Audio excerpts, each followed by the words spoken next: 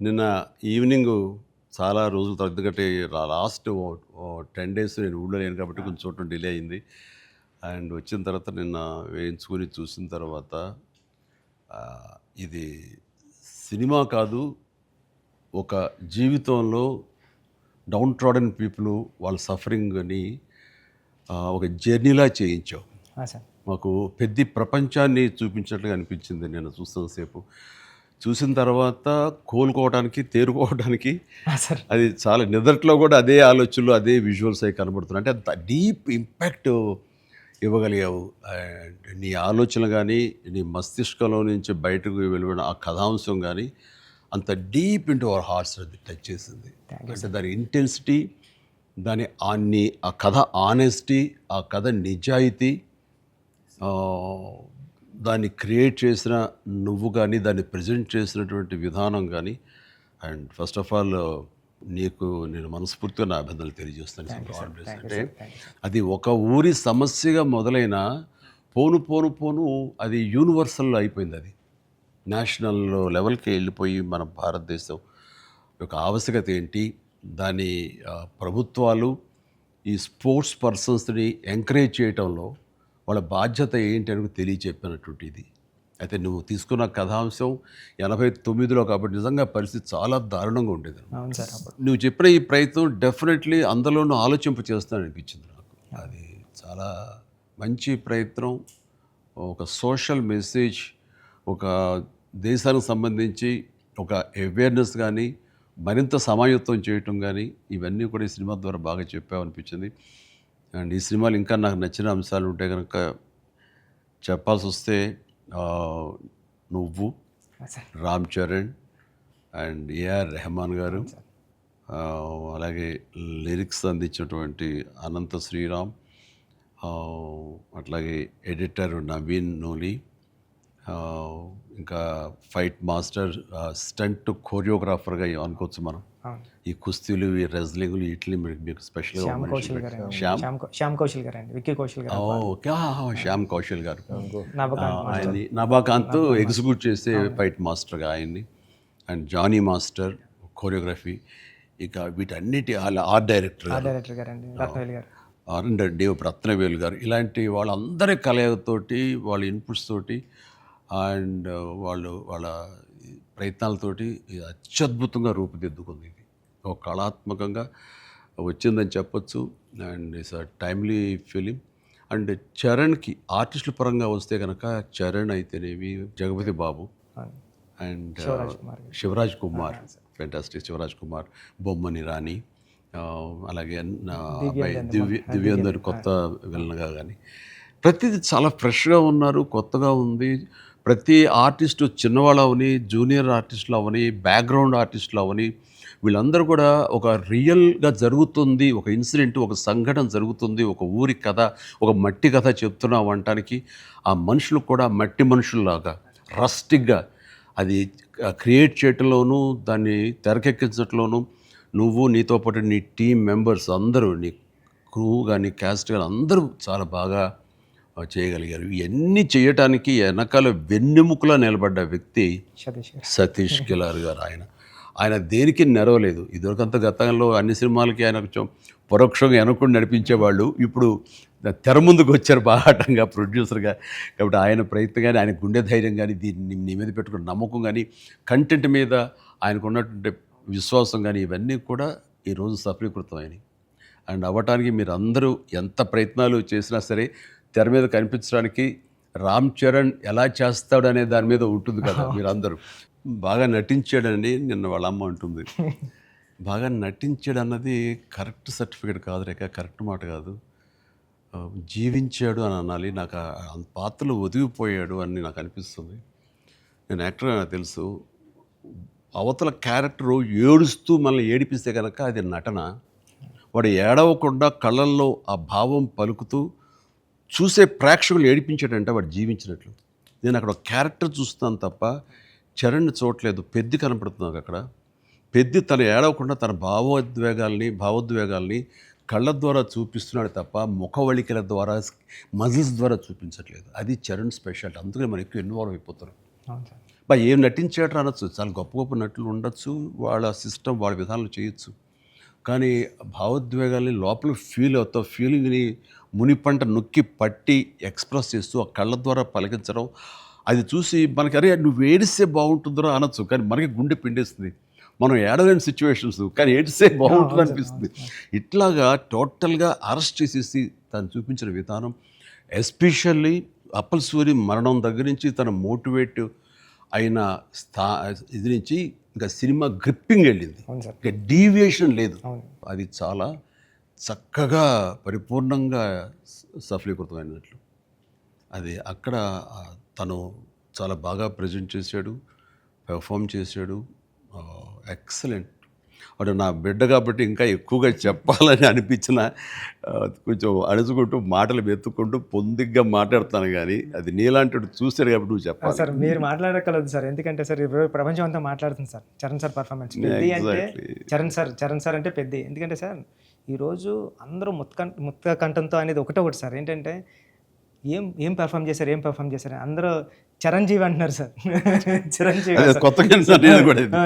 అండి sir. Hospital సీన్లో Charan sir performance అంటే మీరు అన్నారు చూసారా, అంటే ఆయన ఫేస్లో బాధ ఉంటుందండి, కానీ మనకి ఆడియన్కి మాత్రం గుండె మెలిపెట్టేసినట్టు. నేను చరణ్ గారు అందరూ మనం ఐమాక్స్కి వెళ్ళాం సార్. ఐమాక్స్కి వెళ్తే మొత్తం థియేటర్లో సీట్లో ఉన్న వాళ్ళందరూ బ్యాగ్ తిరిగి ఇలా బెండ్ చేసి నీస్ మీద అన్నా నీకు నేషనల్ అవార్డు అన్నా అని అరిసారండి. ఈ ఇంట్లో చరణ్ గారి పెర్ఫార్మెన్స్కి నేషనల్ అవార్డు వచ్చంటే నాకు అంతకన్నా హ్యాపీ ఉంటుంది సార్. అంతకు మించిన సంతృప్తి ఇచ్చేసాడు. ఒక తండ్రిగా, ఒక నటుడిగా అంటే మళ్ళీ సీనియర్గా, తోటి నటుడుగా, కాంటెంపరీ నటుడిగా నాకు నిజంగా చరణ్ గర్వకారణం. అండ్ నేను ఎంత తక్కువ మాట్లాడితే అంత మంచిది, ఎందుకంటే ప్రేక్షకులు వాళ్ళే మాట్లాడేసారు నా బిడ్డ గురించి. అంటే ఇక్కడ చిన్నప్పుడు చదువుకున్న ఒక సుమతి శతకంలోని ఒక పద్యం గుర్తుకొస్తుంది. ఇది పుత్రోత్సాహం పుత్రుణ్ణి కన్ననాడు కాదు, పదుగురు దాన్ని గుర్తించి వాళ్ళు మెచ్చుకుంటున్నప్పుడు, వాళ్ళు పొగుడుతున్నప్పుడు, అది కదా నిజమైన పుత్రోత్సాహం అంటే. దాని అర్థం తెలిసొచ్చింది, ఇప్పుడు అనుభవపూర్వకంగా తెలిసొచ్చింది. And I'm really proud of my son, Charan. I love him. And then ఇక అదర్ క్యారెక్టర్స్ మీరు కన్సిడర్ చేసింది కానీ అది కానీ అప్పల్ సూరి క్యారెక్టర్ జగపతి బాబు టోటల్గా ట్రాన్స్ఫార్మ్ అయిపోయాడు. జగపతి బాబు అని తెలియకోవడానికి అతని కళ్ళు, ఆ తర్వాత అతని వాయిస్ వింటే కానీ అర్థం కాదు. మీ ఇంటర్వ్యూల ద్వారా నాకు తెలిసిపోయింది కాబట్టి, ఆ గెటప్ చూశాను కాబట్టి అయింది, కానీ నిజంగా ఎవరైనా కొంచెం కొత్త వాళ్ళు చూస్తుంటే కనుక అతను గుర్తుపట్టలేనంతగా ట్రాన్స్ఫార్మ్ అయిపోయాడు. మనకి జగపతి బాబు కనపడకుండా మీరు అప్పల సూర్యునే మీరు కనిపించేలా చేయటం అనేది మీ కాన్సెప్ట్, మీ డిజైనింగ్, అది చాలా అద్భుతంగా చేసి తను కూడా చాలా అవును సార్. మీరు అన్నట్టు ఒదిగిపోయాడు. అవునండి, మీరు అన్నట్టు అప్పల్ సూరి క్యారెక్టరే ట్రిగ్గర్ చేస్తారు సార్ కథకి. ఏ ఎమోషన్ కావాలో అప్పల్ సూరే జెండా పట్టుకొని పెద్ద చేతిలో పెడతాడండి, అక్కడ నుంచి పెద్ద తీసుకుని ట్రావెల్ అవుతాడు సార్. అది కరెక్ట్ సార్, మీరు ఏదైతే చెప్పారో అది. అందుకే అలా సార్ అప్పల సూరి క్యారెక్టర్ అన్న డ్రైవ్ చేయబట్టే లాస్ట్లో స్టేషన్ కూడా అప్పల వాళ్ళ అయింది సార్. అది చాలా మంచి ట్రిబ్యూట్.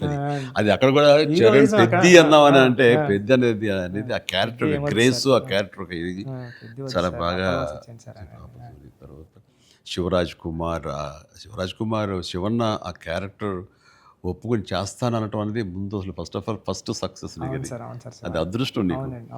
అంటే అంత మంచి మనిషి, అంత మంచి యాక్టర్, దాంట్లో ఒదిగిపోయి చేశాడు. చరణ్ని అదవాయించాలి, గదవాయించాలి, తిట్టాలన్నా సరే అంత స్టేజ్ ఉన్న వ్యక్తి. అతను అంటుంటే కూడా మనకి తండ్రి ఫీలింగ్ వచ్చింది కాబట్టి అది చాలా బాగుంది. అది జాహ్నవి క్యారెక్టర్, ఆమె క్యారెక్టర్ వరకు, ఆ సాంగ్స్ వరకు ఎక్సలెంట్. తర్వాత ఫైట్ కంపోజిషన్స్ కానీ అవి కానీ ఎక్సలెంట్. ముఖ్యంగా క్రికెట్ అనేది మనం గిమిక్గా చేయొచ్చు, అయిపోతుంది, కానీ కుస్తీ రెజ్లింగ్ అనేసరికి ఏమవుతుందంటే బాడీ ట్రాన్స్ఫర్మేషన్ కానీ దానికి తగినట్టుగా మనిషి మారిపోవటాన్ని అన్ని రకాల చేసిన ప్రయత్నాలు కానీ, అది ఓవర్ నైట్ కాదు. చరణ్ ఇంట్లో ఎలా కష్టపడేవాడు, ప్రతిరోజు నేను విట్నెస్ చేసేవాడిని. నైట్ ఎర్లీ మార్నింగ్ లేచి 5 లేచి వాడు 6 to 7 చేసి 9 o'clock మీ సెట్కి వచ్చిన తర్వాత మళ్ళీ నైట్ నువ్వు 9 కుదులుతావా 8 కుదులుతావా వచ్చి నీరసంగా వచ్చి కూర్చుని పోయి మళ్ళీ కాస్త సూప్ ఏదో తాగి మళ్ళీ జిమ్కి వెళ్ళిపోయేవాడు. చాలా కష్టం. పైగా అంతా ఆ 70 days వెజిటేరియన్ మీదే ఉన్నాడు. ఉండి ప్రోటీన్ కోసం ఎంత ఇదంటే హై ప్రోటీన్ కావాలి, నాన్ వెజిటేరియన్ తినకూడదు.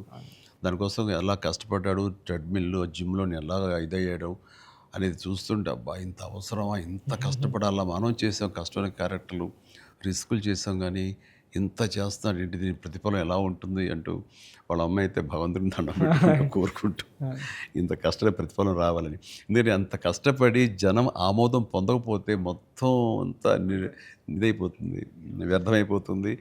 ఇంకా కష్టపడితే ఇంతైనా ప్రతిఫలం అనే ఒక డిసప్పాయింట్మెంట్ వస్తుంది. కానీ ఇప్పుడు ఏంటంటే ఎంత కష్టపడితే అంత ఎప్రిసియేషన్ వస్తుంది అనేది ఈ పెద్ద క్యారెక్టర్ తన కష్టపడినందుకు, జనాలు దీన్ని యాక్సెప్ట్ చేసి వెల్కమ్ చేస్తున్నందుకు, నీరాజనలు పలుకుతున్నందుకు హ్యాట్స్ ఆఫ్. సార్ నా ఫేవరెట్ ఏంటంటే సార్, ట్రైన్ దగ్గర లెగ్ పెట్టడానికి బిఫోర్ వచ్చి ట్రైన్ ఇలా పట్టుకొని రెండు ఇలా పట్టుకొని ఒకసారి బయటకు వస్తారు కదండి ఫ్రేమ్లో, అప్పుడు చరణ్ సార్ ఎక్స్ప్రెషన్ ఉంటుందండి, కళ్ళు అలా మూసి ముందండి జస్ట్ అలా ప్లెయిన్గా శూన్యంలోకి అలా చూసి అప్పుడు లెగ్ పెట్టడం స్టార్ట్ చేస్తారండి. అప్పుడు అందరూ క్లాప్స్ అక్కడే కొట్టేస్తాను సార్. అంటే అలాంటి అంటే చరణ్ సార్ అంత ఇన్వాల్వ్ అయిపోయారు సార్. అంటే ఈ కథ చెప్పడానికి కూడా మేము కారణం జనరేషన్ని ఇన్స్పైర్ చేద్దామనండి. అంటే మేము ఇప్పుడు స్కూల్స్కి వెళ్తాం కదా సార్, అప్పుడు స్కూల్స్కి వెళ్తే స్కూల్ అంటే క్లాస్ రూమ్ బ్లాక్ బోర్డేనా, వాని వెనకాల ఒక ప్లే గ్రౌండ్ కూడా ఉంటుంది దాని వెనకాల అని చెప్పడానికి ట్రై చేస్తాం సార్ ఇద్దరు. అంటే ఆట స్థలం అంటే అమ్మ కడుపులో ఉన్న 9 months ఆడుకోవడానికి ఉంటుంది గ్రౌండ్. బయటకు వచ్చిన తర్వాత స్కూల్లో పిల్లలకి ఇప్పుడు చూస్తాం సార్, ఏ స్కూల్కి గ్రౌండ్ ఉంది సార్, బిల్డింగ్స్ ఉన్నాయి అంతండి. అది చెప్పడానికి ఇన్స్పైర్ చేద్దాం, ఏదో మంచి మాట చెప్పి. ముఖ్యంగా ఈ కార్పొరేట్ ఎడ్యుకేషన్ సిస్టమ్ వచ్చేసిన తర్వాత అండ్ ఎంతసేపటికి మార్కులు అనే దీంట్లో ఇంకా అసలు ఫిజికల్ యాక్టివిటీ లేకుండా పోతుంది. అందులో ఇప్పుడు ఈ బొమ్మని రాని ఒక మాట అంటాడు, చేతిలో వచ్చేసింది సార్ అంటాడు, అందులో ఎన్నో ఆటలు ఉన్నాయి సార్, ప్లే గ్రౌండ్ ఎవరు వెళ్ళట్లేదు సార్ అని. కానీ ప్రభుత్వాలు ఇప్పుడు మీరు అన్నటువంటి ఈ పరిస్థితి ఒకప్పుడు ఉండేది, కానీ ఇప్పుడు రాను బెటర్ అవుతుంది అన్నది. అవును సార్, చాలా బాగుంది సార్ ఇప్పుడు. బట్ ఇంతకంటే ఇంకా గట్టిగా రావాలంటే మీరు ఇచ్చినటువంటి సలహా, సినిమాలు పెద్ద సినిమాలో ప్రభుత్వాలు సహకరించాలి, సర్కారు వాళ్ళు ముందుకు రావాలి. కాబట్టి ఈ సినిమా ఒక అవేర్నెస్ తీస్తుంది, ఒక ఎడ్యుకేషనల్ ఫిలిం పెద్ది, ఒక ఇన్స్పైరింగ్ కంటెంట్ ఉన్న సినిమా పెద్ది. ఈ సినిమాలో బిడ్డలకి మనం ఏమి ఇవ్వాలి, ఎలాగ మోటివేట్ చేయాలి, ఎలాగ ఇన్స్పైర్ చేయాలి, వాళ్ళు ఎలాగ పెంచాలి అనే దాని మీద ప్రతి ఒక్కళ్ళు ఫోకస్ పెట్టి స్ఫూర్తి పొందాలని మాత్రం నేను మనస్ఫూర్తిగా కోరుకుంటున్నాను, విష్ చేస్తున్నాను. Thank you sir, thank you sir. నేను సినిమా చూస్తూ ఏఆర్ రెహమాన్ గారి కంట్రిబ్యూషన్ ఎలా ఉందని చూడటంలో సౌండ్ని పెర్ఫెక్ట్గా వాడుకుంటారండి. అంటే ఆర్ఆర్ అంటే ఓన్లీ ఇంకా ఊకదంపుడు కొట్టేసి, ఎలివేషన్స్ కొట్టేసి ఆ రకంగా కొంచెం ఒరవడి ఇప్పుడు కొనసాగుతున్నా కొన్ని చోట చెల్లుతుంది. బట్ అన్ని వేళలా అది కరెక్ట్ కాదు. ఇది మన మనసులోని ఫీలింగ్ని బట్టి ఆయన కొడుతున్నాడని నాకు అర్థమైపోతుంది. గుండెని పిండే విధంగా మరింతగా ఆయన మనల్ని ఇన్వాల్వ్ చేస్తున్నాడు, మనకు ఆ ఫీలింగ్ని ఇవ్వగలుగుతున్నాడు. పెద్దలో పరిపూర్ణమైన న్యాయం చేశాడు. చెప్పాలంటే ఆయన మెయిన్ పిల్లర్గా అనుకోవచ్చు మనం. మీరు అనుకోండి మీ కంటెంట్ సార్, అంటే హీరో ఉండి ఎలివేషన్ ఇవ్వడం వేరు సార్. నేనేమనుకున్నాను, చరణ్ గారు లేకుండా చరణ్ గారు స్టాచ్యూ చూపించి ఎలివేషన్ ఇద్దారు అనుకున్నాను సార్. అది అక్కడ కూడా రెహమాన్ గారు అలా లేపారు సార్, లేపారు మామూలు కాదు సార్, చాలా ఉంది. పైగా ఇది అఫ్కోర్స్ మీరు ఇంటర్వ్యూస్లో మీరు అన్నారు, రెహమాన్ని ఎలా ఒప్పించావని చరణ్ చెప్తుంటేను అక్కడికి వెళ్ళిన బాడీ లాంగ్వేజ్ బట్టిను ఎవరైనా సరే అది. బట్ ఎవరికైనా సరే నువ్వు చెప్పే కంటెంట్ ఉంది, అది మెయిన్. కొంచెం విజ్ఞత, కొంచెం అవగాహన, ఆ సెన్స్ ఉండే ఎవరికైనా సరే ఆ కంటెంట్ నువ్వు చెప్పగానే దానికి డెఫినెట్లీ ఆమోదయోగ్యం, ఆమోద ముద్ర పడిపోతుంది.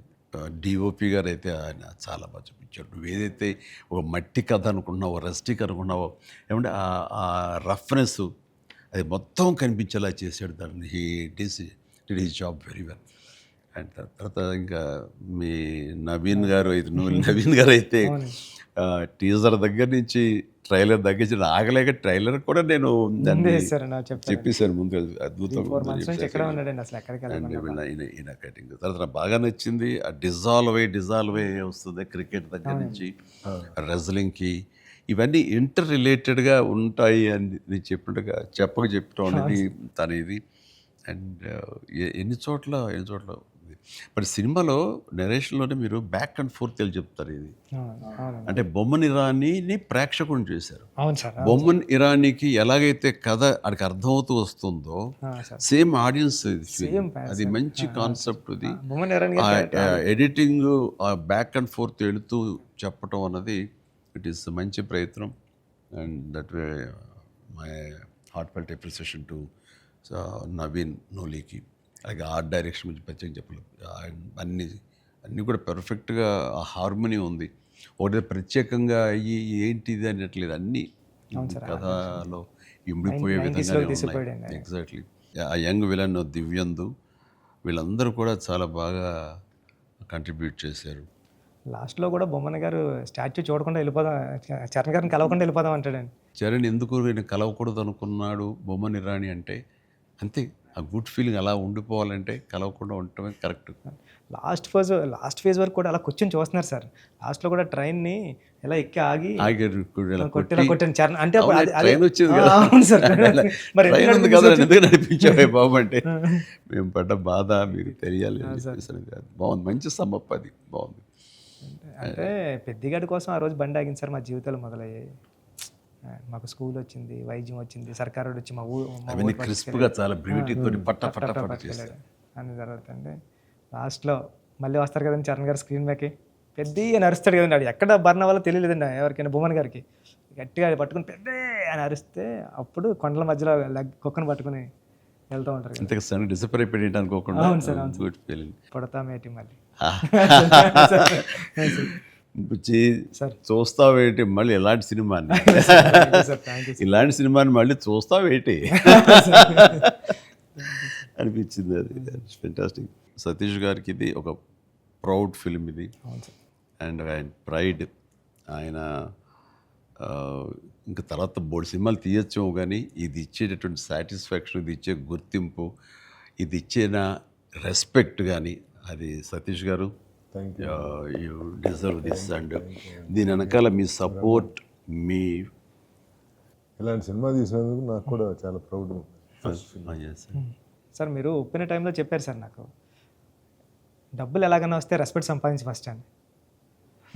ఈయన డబ్బులు ఎలాగైనా సంపాదించుకుంటారు. ఆయన ఉన్నటువంటి కన్స్ట్రక్షన్ అయితేనే, అనుకున్నటువంటి డిజిటల్ ఐటీ వలన అయితేనే. కానీ ఈ సినిమా ద్వారా గుర్తింపు, ఒక రెస్పెక్ట్ వచ్చింది. అది ఈయన ఫుల్గా ఎంజాయ్ చేస్తున్నారు. బికాజ్ ఆయన సపోర్ట్ ఈ సినిమాకి అంతగా ఇచ్చారు. నువ్వు అనుకున్నవన్నీ కూడా ఆయన నీకు అమర్చారు. ఈయన పూర్తి న్యాయం చేశారు ఆయన. సతీష్ సార్కి నాకు లైఫ్లో ఫస్ట్ మూవీ అన్నట్టు సార్. ఇది వృద్ధికి ఇది ఎప్పటికీ మర్చిపోలేము సార్ ఈ రిలేషన్ని. దీనంతా నువ్వు చేస్తావే, నువ్వు ఆ టైప్ ఆఫ్ మా ఆలోచన డైరెక్టర్ సార్. మీరు నాకు ఉప్పునే ఇచ్చారు సార్ ఫస్ట్. చరణ్ సార్ ఏమో పెద్ద ఇచ్చారు సార్. మీతో కూడా ఒక ఛాన్స్ అవ్వండి సార్, చేస్తాను ఎప్పుడైతే అప్పుడు. నువ్వు అలా పరిగెత్తమని, తూకమని, వైర్లతో అంటే అయ్యో సార్ మీరు ఇప్పుడు కూడా చేస్తున్నారు సార్. ఇప్పుడు వైర్లు కడుతుంటారు, పైకి లేపుతుంటారు, పల్టీలు కొట్టిస్తుంటారు. మొన్న శంకర ప్రసాద్ దీంట్లో కూడా చేశాను. పని అవసరం వచ్చేసరికి దేనికి నెరవం, దేనికి వెనకం చేసే పరిస్థితి లేదు. ఇంకా ఒకసారి ఎన్ని వైర్లు కట్టి అన్నీ ఇవైపోయింది, కవిలిపోయింది. చరణ్ చూశాడు ఇంట్లో, ఏంటిది అన్నాడు. వైర్లు కట్టి లేపారు. ఇంకా వైర్లు ఇంటికి కడుతున్నారా? వాళ్ళు పిలిచి డాంగ్ ఎలా కష్టపడతారంటే మీరు అది అని తిట్టాడు. మరి లేదరా వాళ్ళు కాదురా డూప్ సరిగ్గా చేయలేదని ఆయన తీసేసి నేనే చేశాను రా షార్ట్ అని వాళ్ళు అదే అన్నారు. డాడీ చేస్తారన్నారు అని. అంటే చరణ్ ఇందులో ఎంత కష్టపడ్డాడు అనేది నేను చెప్పాల్సిన అవసరం లేదు. ఆడియన్స్ ఆల్రెడీ వాళ్ళ క్యారెక్టర్ ద్వారా వాళ్ళే గుర్తించారు. వాడు ప్రతిరోజు అలసిపోయి ఇంటికి వచ్చి నీరసించి అలా కూర్చున్న ప్రతిసారి నాకు మా నాన్నగారు నాతో ఏమన్నారో, నన్ను ఏమనేవారో అది గుర్తుకొచ్చేదనమాట. అంటే దొంగ అనే సినిమాలో 8 అంతస్తుల ఒక హోటల్ పైన పారపెట్ వాల్ మీద నేను రోల్ చేస్తూ వెళ్ళినప్పుడు కింద స్లిప్ అయితే మాత్రం ఇది ఇప్పట్లా వైర్లు ఇలాంటి సేఫ్టీ డివైస్లు ఏమి లేవు. మొండితనంతో చేయటం అనమాట. అట్లాగే ట్రైన్ కింద పడుకొని గోండా సినిమాలో వెళ్తుంటే ఒక 3 ఇంచెస్ ఎవేగా బాడీ లూజ్ అయితే కంకరాలు కొట్టుకుపోయేవి. నా బలంతో ఉండాలి తప్ప ఇంకో హార్నెస్ కానీ అది కానీ లేదనమాట. ఇవన్నీ మా నాన్నగారి దగ్గర నుంచి చూసి ఇంటికి వచ్చేసి చాలా బాధపడేవాళ్ళు. తిట్టేసి ఆడి కోపంలో బాధ ఎలా ఉంటుందంటే బూతులు తిట్టేసేవారు. అలా చేయాలా అంటే ఏదో కొంచెం చెప్పకూడదు కొంచెం అలా తిట్టేసేసి ఆయన చేసేవారు. తప్పదానా దాందే ఉంది చేయాలి, లేకపోతే ఎలా కనపడదు రిజల్ట్, ఎలాగ మరి ఫ్యాన్స్ ఇచ్చేయాలి కదా వాళ్ళు ప్రేక్షకులు అని అప్పట్లో మాట్లాడేవాడిని. లేదురా రేపు పొద్దు నీకు కొడుకు పుట్టి, అప్పుడు ఇంకా చరణ్ పుట్టలేదు ఆ టైంకి, నీకు కొడుకు పుట్టి వాడు యాక్టర్ అయ్యి హీరో అయ్యి వాడు ఇలాగే కష్టపడుతున్నారు అప్పుడు తెలిసి వస్తారా మా ఫీలింగ్స్ ఏంటో నీకు అనేవాళ్ళు. నిజంగా నీ పెద్ద సినిమాకి చేసి వాడు అలసిపోయి వచ్చి కూర్చుని ఈ మణికట్టు దెబ్బ తగిలిందని కానీ కంటి మీద దెబ్బ తగిలి రక్తం ఇదే ఇచ్చింది దాని కుట్లు పడ్డాయి అన్నప్పుడు కొంచెం ఒక హాఫ్ ఇంచ్ క్వార్టర్ ఇంచ్ కిందకి వెళ్తే కంటి గుడ్డేమవుతుందో అనే పరిస్థితి అన్నీ తెలిసినప్పుడు మాత్రం బాధపడి వ్యక్తం చేయబోయాను. నాకు మా నాన్నగారు మాట గుర్తుకొచ్చింది. ఆయన ఎంత బాధపడి ఉంటారు అని చెప్పేసి అదే బాధ ఈరోజు నేను వాడు కష్టపడి వస్తుంటే మాత్రం నాకు గుండె పిండిన ఫీలింగ్ ఉంది. అయితే సినిమా చూసిన తర్వాత కొన్ని ఎపిసోడ్స్ గురించి చెప్పాల్సి వస్తాయి. ఇందులో ఇంటర్వెల్ నుంచి మాత్రం సినిమా మనిషిని కట్టిపడేసింది, ప్రేక్షకుడిని తారాస్థాయికి తీసుకెళ్ళిపోయింది. ఎమోషనల్ జర్నీ చేయించి ఒక రోలర్ కోస్టర్ రైడ్ లాగా చేయించి అప్ అండ్ డౌన్ చేయించి పినాకిల్ ఇంకా తారాస్థాయికి తీసుకెళ్ళి అక్కడ వదిలిపెట్టారు సినిమాని. ఆటల్లో ముఖ్యంగా చెప్పాలంటే హాస్పిటల్ సీన్ బుచ్చి బా నా భూతో నా భవిష్యత్తు ఇప్పుడు తలుచుకో నాకు గగురు పడొస్తుంది, గూస్ బంప్స్ వస్తున్నాయి. అసలు హాస్పిటల్ సీను వాడి నటనకి మాట్లాడుతూ చూడు అది నటనకి, అది నటన కాదు, వాడు ఫీల్ అయిపోయాడు దానికి. అక్కడి నుంచి నా కంట తడి తడి తడి లాస్ట్ వరకు ఆగలేదు. All the appreciation, all the blessings, God bless him, God bless him. దానికి చక్కటి అంత మంచి క్యారెక్టర్ ఇచ్చినటువంటి నీకు hats off, hats off. Thank you sir, thank you sir. ఒకసారి ఎస్పి బాలసుబ్రహ్మణ్యం ఆయన నువ్వు ఒకప్పుడు ఆపద్బాంధవుడు చేసావు, ఇంకోసారి రుద్రవేణి చేసావు, అలాగే చాలా సినిమాల్లో నీ పెర్ఫార్మెన్స్ అనేది తెలుసు, కానీ ఎక్కువ కమర్షియల్ వైపు వెళ్ళిపోతున్నావు చిరంజీవి. నీలో పొటెన్షియాలిటీ ఉంది. ఎప్పుడో బాలసుబ్రహ్మణ్యం మన కె బాలచంద్ర గారు అన్నది కూడా అతను ప్రస్తావిస్తూ నీలో ఒక కమలాసనం రజనీకాంత్ అందరి కలయిక ఉంది అంటే ఏదో మాట్లాడుతూ రావాలి సినిమాలు అంటే. అలాంటి కంటెంట్ తోటి మనవాళ్ళు వస్తే కనుక ఎందుకు చేయను, చేసే కెపాసిటీ ఉంది, చేయగలను నమ్మకం నాకు ఉంది, రావాలి అంటే నువ్వు చేయలేనిది చూడండి ఏం లేదు అని అన్నప్పుడు నాకు అవకాశాలు రాని టైంలో హిందీలో ఒక డంగల్, ఒక చెక్దే వచ్చినప్పుడు వాళ్ళ పెర్ఫార్మెన్స్ అది చూసినప్పుడు ఇలాంటి కదా నాకు కావాలని కోరుకున్నాను. కానీ అలాంటి కంటెంట్ తోటి డైరెక్ట్లో వస్తేనే కదా మనకు ఏదైనా ఛాన్స్ అవకాశం ఉండేది. అలాంటి వచ్చినప్పుడు ఆ సినిమాకి ఇప్పుడు ఈ సినిమా కూడా అలాంటి స్పోర్ట్స్ నేపథ్యంలోనే వచ్చింది. ఆ సినిమాల్లో దంగల్ తీసుకుందాం, అది ఫ్యామిలీ ఎమోషన్ అది. అండ్ దోస్ కుస్తీకి సంబంధించిన, రజనీకి సంబంధించిన ఫ్యామిలీ ఆడబిడ్డల వాళ్ళ ఇంటర్నల్ డ్రామా గుండెని కట్టిపడేస్తుంది, పిండేస్తుంది. అండ్ నీ సినిమా ఈ పెద్ది వచ్చేసరికి రస్టిక్ స్పోర్ట్స్ డ్రామా అండ్ అవేర్నెస్ని మోటివేట్ చేస్తూ ఒక రకమైన ఎడ్యుకేటివ్ ఫిలిం ఇది. ప్రతి ఒక్కరికి, ప్రభుత్వాలకి అయితేనేవి, చిన్నపిల్లలకి, తల్లిదండ్రులకి, ప్రేక్షకులకి, అందరికీ ఒక అవేర్నెస్ ఆలోచింపచేసే సినిమా ఇది. అందుకని అవి క్లాసిక్ స్పోర్ట్స్ డ్రామాలైనా ఇది రస్టిక్ ఒక గ్రామీణ నేపథ్యంలో ఉండేటటువంటి మట్టి కథ, మట్టి గేమ్స్, మట్టి మనుషుల కథ ఇది. అందునే దీనికి ఎక్కువ లాంజివిటీ ఉంటుంది, దీనికి ఎక్కువ ఆదరణ ఉంటుందని నా భావన. అండ్ దట్ వే ఇలాంటి కథ చరణ్ రావటం అనేది నేను మిస్ అయింది, చరణ్ పొందాడు. కాబట్టి ఆ అవకాశం వచ్చింది కాబట్టి కొంతమంది చిరంజీవిని మించిన వాడు చరణ్ అంటున్నారు, ఒప్పుకుంటున్నారు మనస్ఫూర్తిగా. కానీ ఒక తండ్రిగా గర్వంగా ఉంది, ఒక నటుడిగా కొంచెం కష్టంగా ఒప్పుకోవాల్సి వస్తుంది. చాలా బాగా చేసేవారు చరణ్, లవ్ యూ. గ్రామీణ వాతావరణం ఈ నేపథ్యంలో కథల్లో అఫ్కోర్స్ మీ గురువు గారు సుకుమార్ పెట్టింది పేరు. సుకుమార్ సినిమా రంగస్థలం కానీ ఇప్పుడు ఈ సినిమా ఇది చూసినప్పుడు నాకు అఫ్కోర్స్ నిన్న మొన్న చనిపోయారు, దివంగతులయ్యారు భారతిరాజా గారు. కొద్ది రోజుల క్రితం నేను భారతిరాజా గారు కూడా ఈ బుచ్చి సుకుమార్ లాగానే ఆలోచిస్తారు. ఆయన 16 వైద్యుల దగ్గర నుంచి మొదలు మర్యాద కానీ ఇలాంటి సినిమాలన్నీ, నా ఆరాధన సినిమా, ఇవన్నీ కూడా చూస్తాను. నేను వాటి డిస్కస్ చేసుకుంటున్నాను. ఆ 2 డేస్లోనే నిన్న మొన్న ఆయన చనిపోయారని తెలిసినంత ఇది డ్యూ రెస్పెక్ట్ ఆయనకి మనస్ఫూర్తిగా మనం ఆయన ఆత్మశాంతి చేకూరాలని ఈ సందర్భంగా కోరుకుంటున్నాను. అండ్ ఆయన ప్రస్తావన ఎందుకు వచ్చిందంటే అలాంటి సినిమాలకు ఆయన పెట్టింది పేరు. అదే రొమాంటిక్ సినిమాలు అవని, లేకపోతే drama Avani, family drama Avani. And very good. ఆయన గ్రౌండెడ్. అలాగా మళ్ళీ సుకుమార్ గారు, మీరు మన తెలుగులో అంత గ్రౌండెడ్ ఫిల్మ్స్ తీస్తుంటారు. మీ ఆలోచన అవి కానీ రస్టిక్గా ఉంటాయి, రూరల్గా ఉంటాయి, గ్రామీణానికి సంబంధించినవి ఉంటాయి. అట్లాగా ఆయన ఆ, ఈ ఈ ఇందులో మనస్ఫూర్తిగా నేను ఇలాంటి ఒక శిష్యుడికి ఇన్స్పైర్ చేసి ఇలాంటి మంచి కథ ఎన్నుకోవడానికి, ఆలోచించుకోవడానికి